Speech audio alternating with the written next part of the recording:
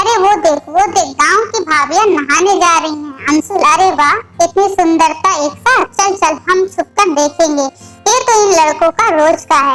हर दोपहर को गांव की औरतें नहाने के लिए तालाब जाती हैं और ये लोग छुप छुप कर उन्हें देखते रहते हैं।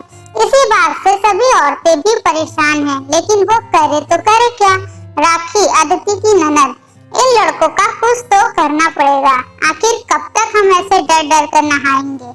ये सुनकर अदिति ने कहा, अदिति, लेकिन हम कर भी क्या सकते हैं। इस गांव में हमारे नहाने के लिए ये एक तालाब ही तो है। जो कुछ भी हो जाए हमें इसी तालाब में नहाना पड़ेगा। अदिति इस गांव में नहीं है। 2 महीने पहले इस गांव में उसकी शादी हुई थी। उसके पति का नाम अविनाश है। अदिति और अविनाश एक ही कॉलेज में पढ़ते थे। अदिति शहर की लड़की है। शादी से पहले एक दिन अविनाश ने अदिति से कहा, अविनाश, अदिति, मेरा घर गांव में है, तुम वहां जाके रह पाओगी ना। अदिति, मुझे बस तुम्हारा साथ चाहिए, मैं रह लूंगी। लेकिन अदिति को कहाँ पता था कि गांव में क्या क्या झेलना पड़ेगा। अदिति की शादी हो गई। अगले ही दिन दोपहर को उसकी सास बिमला ने उससे कहा, बिमला, अदिति, तुम राखी के साथ तालाब में जाओ और नहा कर आओ। राखी अदिति की ननद है। राखी, हाँ भाभी, चलिए, दोनों नहा कर आते हैं। अदिति, लेकिन तालाब में सबके सामने क्यों? घर में बाथरूम तो है ना। बिमला, बाथरूम तो सिर्फ शौच करने के लिए है, नहाने के लिए गांव में बाथरूम थोड़े ही होते हैं। गांव में सभी तालाबों में हाथ पैर फैलाकर नहाते हैं। अदिति, लेकिन ऐसे सबके सामने नहाने की मेरी आदत नहीं है। माँ जी, राखी भाभी, अब गांव में शादी की है तो आदत तो डालनी पड़ेगी। अदिति ने कुछ नहीं कहा। वो चुपचाप राखी के साथ तालाब में चली गई। अदिति बचपन से बाथरूम में नहाती आई है, इसलिए आज उसे बहुत शर्म आ रही है। वो सुंदर है, इसलिए आसपास के छोकरे लोग उसे छेड़ने लगते हैं। मोहित, अरे वो देख, हमारी नई भाभी कितनी सुंदर है। अंशुल, सच में यार, बहुत ही ज्यादा सुंदर है और नहाने भी जा रही है। चल चल कर देखते हैं। सारे लड़के मिलकर अदिति को ताड़ने लगे और नहाते हुए अदिति ने ये देख लिया। उसे बहुत शर्म आई थी। रात को अविनाश घर आया तो अदिति ने उससे कहा, अदिति सुनो, मुझे तालाब में खुले में नहाने में बहुत शर्म आती है। गांव के लड़के मुझे ताड़ते रहते हैं।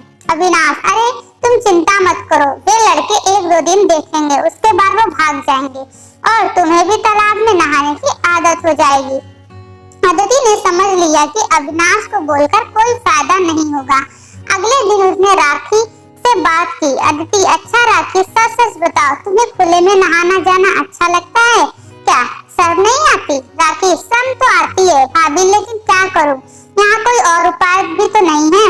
अदिति ने बाकी औरतों से भी बात की। सभी ने एक ही बात बोली। अदिति को समझ में आ गया कि इस प्रॉब्लम का उपाय निकालने के लिए गांव में आदमी लोग कुछ नहीं करेंगे। अदिति ने बाकी औरतों से कहा, अदिति, क्या तुम सब लोग स्विमिंग पूल में नहाना चाहोगे? राखी, स्विमिंग पूल में? लेकिन गांव में स्विमिंग पूल कहाँ से आएगा? राखी, वो सब तुम मुझ पर छोड़ दो, मेरे पास एक प्लान है। अदिति का दिमाग तेज है। उसने झट से एक प्लान बना लिया। उसके ससुराल में घर के पीछे एक जमीन पड़ी हुई थी। अदिति ने उसके चारों ओर ऊंची दीवार खड़ी कर दी। उसके बाद पैसे देकर बहुत सारे बांस खरीदने लगी। अविनाश, अदिति, तुम ये सब क्या कर रही हो? अदिति, तुम तो कुछ करोगे नहीं, इसलिए मुझे ही करना पड़ रहा है। राखी, भाभी ठीक ही तो कर रही हैं भैया, हम जैसी गांव की औरतों को शर्मिंदगी से बचा रही हैं। बिमला, नहाने में ऐसी क्या शर्मिंदगी, मैं तो कब से तालाब में ही नहाती आ रही हूँ। शहरी लड़कियों को तो बात बात पर नखरे हैं। अदिति ने इन सब बातों पर ध्यान नहीं दिया। अगले ही दिन बहुत सारे बांस आ गए और उसी से अदिति ने स्विमिंग पूल बनाना शुरू किया।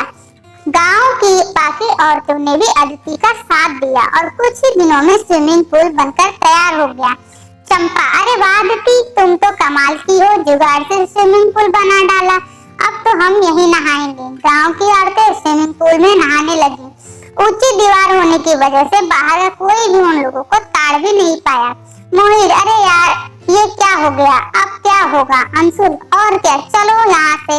फिर एक फ्री का एंटरटेनमेंट बंद हो गया। वो लोग चले गए, लेकिन गांव की बुजुर्ग महिलाएं बिमला के पास आई। चंपा की सास बिमला से ये सब क्या हो रहा है? तुम्हारी बहू हमारी बहू को उकसाकर स्विमिंग पूल में नहाने के लिए मजबूर कर रही है।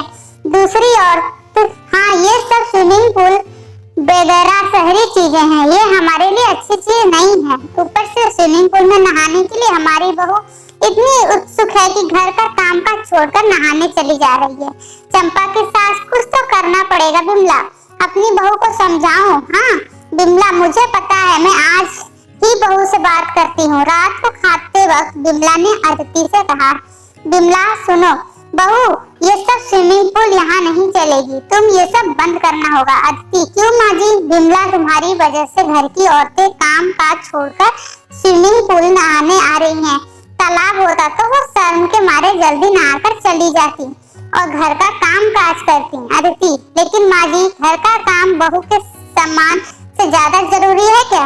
बिमला, मुझे ये सब नहीं सुनना, कल से स्विमिंग पूल बंद। वो जगह मेरी है। बिमला ने स्विमिंग पूल जाने से सबको रोकने के लिए गेट में ताला लगा दिया। अगले दिन सभी औरतें बाहर खड़ी खड़ी परेशान हो गई। चंपा, अब क्या होगा? अदिति, यहाँ तो ताला लगा हुआ है। अदिति, जगह तो माँ जी की है, इसलिए ये ताला तो मैं नहीं खोल सकती जब तक वो खुद ये ताला खोलकर नहीं देती। राखी, ये तो संभव है, ये तो असंभव है। माँ खुद से ये ताला कभी नहीं खोलेंगी। चंपा, तो उनसे खुलवाना पड़ेगा। अदिति, तेरा दिमाग तो बहुत तेज है, कोई आइडिया लगा ना। अदिति ने कुछ सोचा और फट से कहा, अदिति, हाँ मेरे पास एक आइडिया है, सुनो सब लोग। अदिति ने सबको उसका आइडिया बताया। चंपा, वाह क्या आइडिया है, चलो सब लोग प्लान के हिसाब से काम करते हैं। सब लोग जाकर तालाब के पास वाली झाड़ियों में छुपकर बैठ गए। कुछ देर बाद बिमला और बाकी बुजुर्ग महिलाएं नहाने के लिए आईं। वे सब अपने कपड़े खोलकर तालाब में उतर गईं और कपड़ों को ऊपर रख दिया। वो लोग नहाने लगी और मौका का फायदा उठाकर अदिति, राखी और बाकी औरतें चुपके से उनके कपड़े लेकर चली गईं। नहाने के बाद उन लोगों को कपड़ा नहीं मिला तो परेशान हो गए। बिमला, अरे मेरा कपड़ा कहाँ है? चंपा की सास, मेरा भी तो कपड़ा नहीं है।